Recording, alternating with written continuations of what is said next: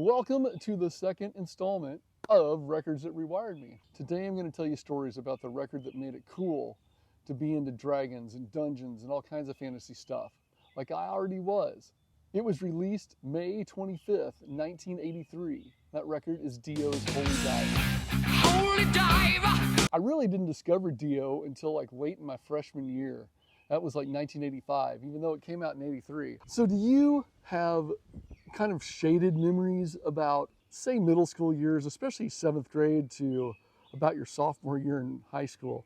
My memories are blurred, and not because of anything substance related. Actually, I've never done drugs, never even smoked a cigarette. I've only been drunk twice in my life. I'm one of those straight edge kids. A lot of these timelines are really blurry. I remember middle school, sitting in gym class, and some kids talking about one of the Motley Crue riffs and how they play the guitar.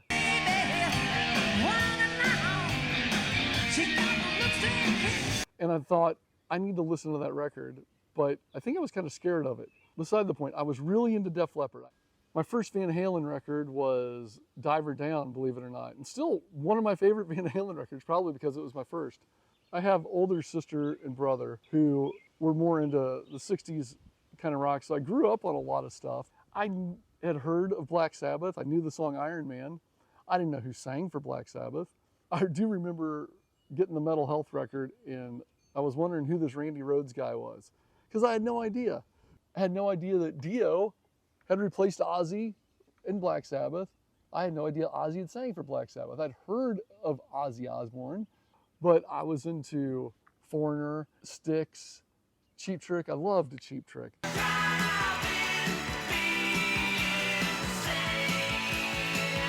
That was actually my very first album I ever bought was Dream Police. I think I was like 8 or 9 years old when I bought that. But back to Dio, Holy Diver. Why this kind of rewired me. It touched me on a different level because I played Dungeons & Dragons. Of course, you know Dio.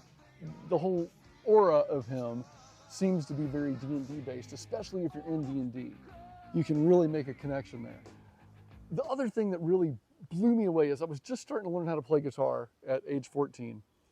There's something about that guitar tone and the bass tone and just how stripped down it is.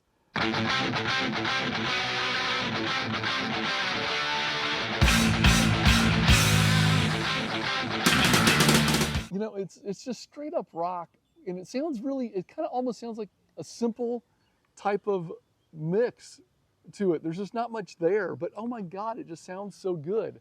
And I've been chasing Vivian's guitar tone forever. I always play Stand Up and Shout whenever I try out anything, any pedal, any guitar, I just got to play that song. So I became known in high school as Dio. This had to have been after my junior year. In between my sophomore and my junior year, I grew my hair out. I remember my mom let me grow my hair out, and I came back my junior year, and all of a sudden I had long hair. Prior to that, if I can find a picture, I'll put it up. I looked kind of like a cross between Anthony Michael Hall and some kind of like stereotypical jock, because I played basketball, I ran track. All I wanted to do was be in a band. In fact, that's all I'd ever wanted to do, ever since I was a little tiny kid, but that's another story. Were you envious of friends? Were you never a trendsetter? Were you always kind of a, hey, what's everybody doing? I was like that. I would have been called a preppy kid. I liked polos and izods. My hair was really short. I was just a dork. I didn't have any identity at all. I didn't know who I was. I was into so many different things. I mean, in middle school, we were really into breakdancing and Thriller and Michael Jackson, and, you know, I still love it too. It's kind of like, you know, the well-rounded me, I guess.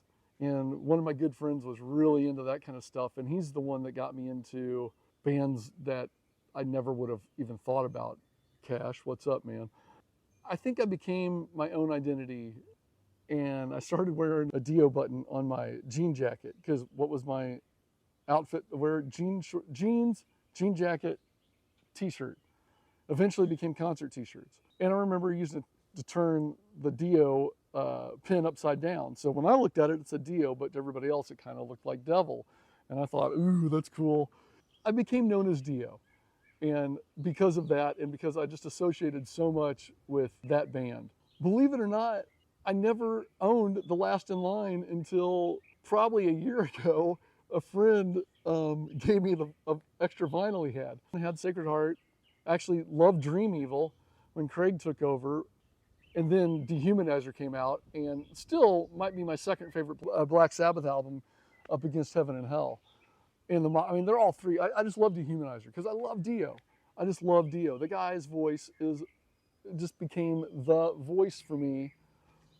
And my band Freaky Things Now, we don't sound like Dio, but man, I channel a lot of Dio.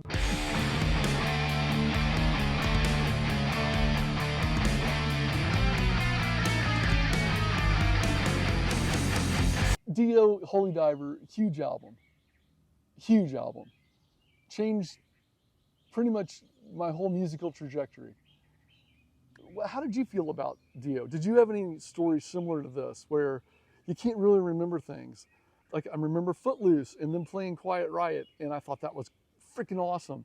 It all blends together these years where it all seems like one big, now that I know kind of the timelines of everything, it's weird that I didn't know this stuff. Am I the only one like that? Or were you like that? I'm really curious. Let me know.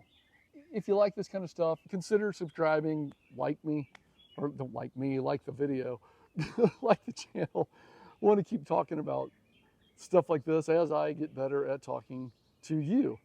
So thanks for listening. Dio, go listen to it.